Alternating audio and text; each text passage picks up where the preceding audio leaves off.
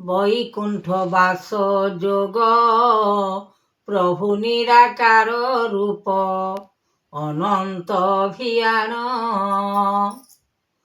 সর্বদেব সর্বহরি সর্ববিচারণ করি সর্বনাথ দেবগণ লাগিଅছি লୟ কৃতি মনরে বিচার আসি মহাশক্তি মহাযোগ মহেশ্বর রূপ দেব নিরঞ্জন পাদে জ্ঞান ধরি ভজ কর মন আনন্দিত নিত্যানন্দ সত্য পাদে ব্রহ্মচিত লয় কর জ্ঞান আনি ভয় কর মনে বাণী বিচারণ কর চিতে আদি অন্ত মুখ তীরে ফল যোগ ଦେଇଛନ୍ତି প্রভু নিরাকার রূপে আদি অন্ত বিনা জাত কলে সৃষ্টি কর্ম ফল দেখাই সকল মূল କରିଛନ୍ତି বিপ্রভর আদির অনন্ত ব্রহ্মা জ্যোতির মহিমা সিনা বহিଛନ୍ତି হরিনাথ জগত বিচার পাদ ব্রহ্মজাত କରିଛନ୍ତି নিবারণ কর সৃষ্টি ত্রাহি ভুবନରେ নাମ ଦେଇଛନ୍ତି ଦର୍ଶନ ଏକାକ୍ଷର ନାମ ସୃଷ୍ଟି ଦର୍ଶନ ଗୋଟି ଗୋଟି ମୂଳଜାତ କରିଛନ୍ତି ପ୍ରଭୁ ଦଇ ତାରି ହରି ଜ୍ଞାନକୁ ବିଚାର କଲେ ବ୍ରହ୍ମାଣ୍ଡ ଠାକୁର ବେଦ ଆଦିଠାରୁ ମୂଳ ଜାତ ବ୍ରହ୍ମାଣ୍ଡର ବେଦ ଦେବ ଲାଗିଅଛି ଲୟ ନିଧି କୃପା କର ଦୀନ ଶକ୍ତି ମହାବାହୁ ରୂପେ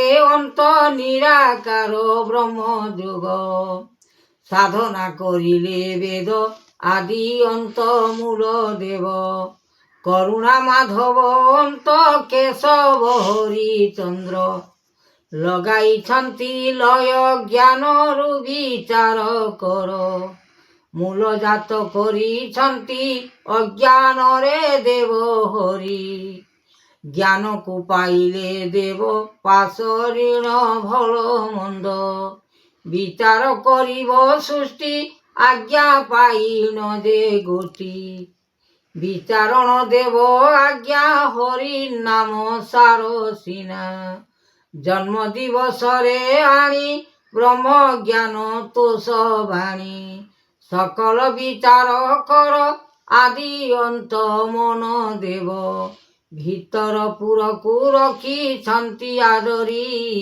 কর্ম নিবেদন ଦେଇଛନ୍ତି হরি ଚନ୍ଦ୍ରଦାତା ଦେଇଛନ୍ତି ସୂର୍ଯ୍ୟ ଦିବାକର ଆଦିମୂଳ ଦେଇଛନ୍ତି ଅଣାଦି ଠାକୁର ଅନନ୍ତ ଯାତନା ଦେଇଛନ୍ତି ଗୁରୁ ଆଜ୍ଞା ବ୍ରହ୍ମାଣ୍ଡ ଠାକୁର ବେଦ କରି ଉଚ୍ଚାରଣ ପାଦ ଚିତ ଲୟ ବେଦ ଦେଇଛନ୍ତି ନାମ ଧର ଧର ବେଦ ଶକ୍ତି ଆଜ୍ଞା ଗୁରୁ ବ୍ରହ୍ମ ନିରଞ୍ଜନ ଦେବ ମହାବାହୁ রূপ গুরুদেব কলে আজ্ঞা সবু অনন্ত যাতনা লেখিলে মহিমা গুরু আত্মা দিবানিশি দিবাকর হরি লাগিଅছি লয় কৃতি মহিমা সাগর অন্তপুরে জাত কলে গুরু এ ব্রহ্মাণ্ড নিত্যানন্দ সত্যপুরে কলে বিচারণ গুরু আজ্ঞা দর্শন কলে নারায়ণ শক্তির মহিমা মুক্তি কলে দাতা হরি বিচারণ କରୁଛନ୍ତି প্রভু দৈতারি তাঙ্কর চরণ মূল কলে বিচারণ রূপচন্দ্র দেবগণ করিলে নির্মাণ হরিনাথ দেবপতি চন্দ্র সূর্য তারা দিবাকর লাগিଅଛି মনোরে একা হরি অর্জুন করি সদজ্ঞান গুরুঠারে বুঝাইব চরণ বিচারি মন আজ্ঞা দেউথিব আনন্দরে হরি শক্তি মূঢ়মতি জ্ঞানরূপ পার্বতী ଜଗତର ସୃଷ୍ଟି ଅକଲଣା ବେଦବାନା ବହିଛ ଠାକୁର। ଅନୁମାନ ଚିତେ ଭେଦ ଲଙ୍କାରେ ଜିନାଥ। ସର୍ବଦେବ ସର୍ବସୁଧି ସର୍ବନିରାକାର ଜ୍ୟୋତି। ବ୍ରହ୍ମାଣ୍ଡ କରତା ଧ୍ୟାୟୀ ବ୍ରହ୍ମଜ୍ୟୋତି ନିରାକାର। ହରିନାଥ ଜଗତପତି କଲେ ବିସ୍ତାରୀ। ଯାହା ଦେଇଛନ୍ତି ପ୍ରଭୁ ଭଲ ମନ୍ଦ ସବୁ ବିଚାରଣ କରୁଛନ୍ତି। ସ୍ୱାମୀଙ୍କ ଆଗରେ ପ୍ରଚାର କରୁଛନ୍ତି ଗୁରୁ ଆତ୍ମାରେ। ହରିନାଥ ଯୋଗେଶ୍ୱର ଚେତନା ଦେଇ ଆନନ୍ଦିତ ରକ୍ଷା କର ମହାବାହୁଚିତ।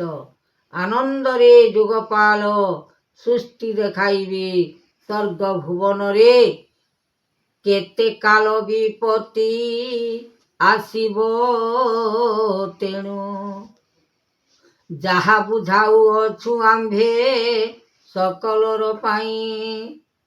ନାରାୟଣ ରୂପେ ଧ୍ୟାନ କଲେ ତତ କ୍ଷଣେ। ଆନନ୍ଦିତ ରୂପ ବୁଝାଇଲେ ଗୁଣ। ଲେଖିଛନ୍ତି ଆପଣ ହରିଙ୍କର ମାୟା। ନିରାମୟ ନିର୍ମଳ ଭକ୍ତି ଭାବରେ ଆଣି।